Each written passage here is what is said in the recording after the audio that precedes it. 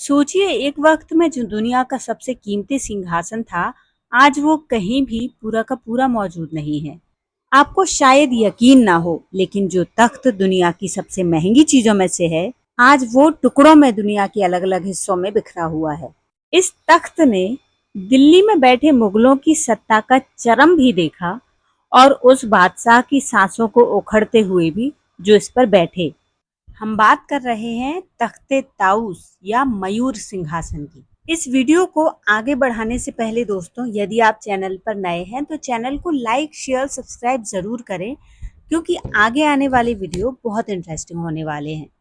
कहते हैं कि इस सिंहासन को बनने में 7 साल लगे, लेकिन शायद किसी ने सपने में भी नहीं सोचा होगा कि बेहद चमकदार इस तख्त के टुकड़े टुकड़े हो जाएंगे।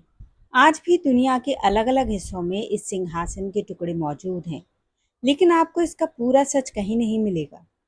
आखिर शाहजहां के मयूर सिंहासन का क्या हुआ, ये तख्त कहाँ गया और आज ये तख्त अपने टुकड़ों में कहाँ-कहाँ मौजूद है? क्या ये किसी खुफिया तहखाने में बंद है या फिर जानबूझकर इस तख्त को इतिहास से मिटा दिया गया या इसे टुकड़ों में बांटकर दुनिया भर में नीलाम कर दिया गया? शुरुआत होती है साल 1628 से। मुगल साम्राज्य अपने पूरे शबाब पर था। बाबर, हुमायूं, अकबर, जहांगीर के जरिए जमा की गई बेशुमार दौलत आगरा और दिल्ली के शाही खजानों में बंद थी। जहांगीर के बाद शाहजहां ने जब तख्त को संभाला तो उसका नजरिया पुराने मुगल बादशाहों से काफी अलग था।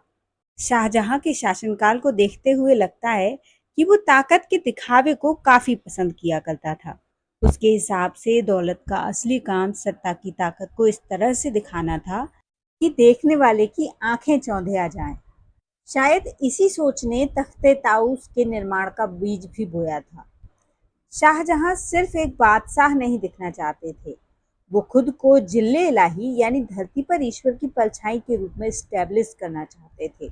इसी महान और कुछ हद तक खतरनाक एम्बिशन के तहत शाहजहां अपने चीफ सुनारों की निगरानी में एक ऐसा सिंहासन बनाने का हुक्म देते हैं जिसकी मिसाल दुनिया ने पहले कभी नहीं देखी हो। ये वो दौर था जब दुनिया आज की तरह कनेक्टेड नहीं थी। फिर भी हिंदुस्तान में उस सिंहासन को बनाने के लिए पूरी दुनिया से बेशकीमती चीजें मंगाई गईं। पुर्तगाली और स्पेनिश जहाज के जरिए ऐसे पन्ने और एमराल्ड्स मंगाए गए जिसमें क्रोमियम और वेनेडियम की वजह से खास जॉर्डन इफेक्ट तैयार होता था। पर्शियन गल्फ के गोताखोर अपनी जान को जोखिम में डालकर ऐसे बेदाग मोती निकाल रहे थे जिनका साइज दुनिया में कहीं और नहीं मिल सकता था। गोलकुंडा की खदानों से हीरे निकाले गए जो आज भी दुनिया भर के म्यूजियम की जान है और शान है।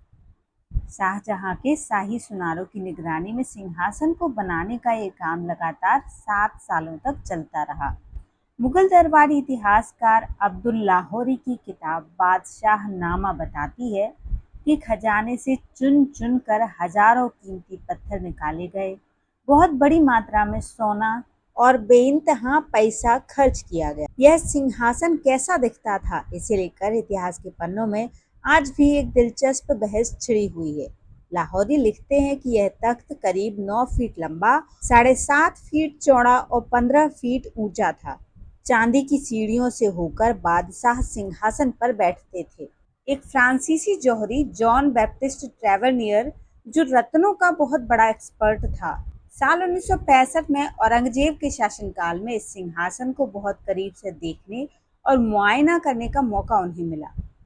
वह अपनी किताब में कहता है कि ये सिंहासन किसी शाही पलंग या कैंप बेड जैसा था।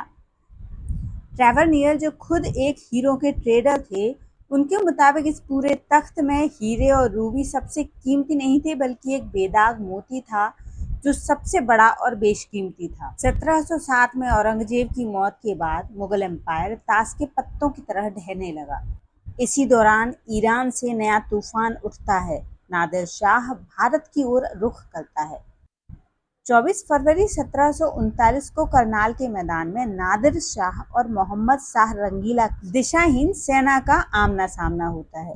कुछ ही घंटों में मुगलों का निजाम मिट्टी में मिल जाता है। 20 मार्च 1739 को नादिर शाह अपनी सेना के साथ दिल्ली में घुसा और दिल्ली में भयानक लूटपाट और कत्लेआम मचाया। इस लूटपाट का सबसे बड़ा इनाम था मयूर सिंहासन। जब नादिर शाह ने तख्त में जड़े हुए हीरों को देखा तो उसके मुंह से अनायास ही निकल पड़ा कोहिनूर, और उसी दौर से इस हीरे का नाम पड़ा कोहिनूर।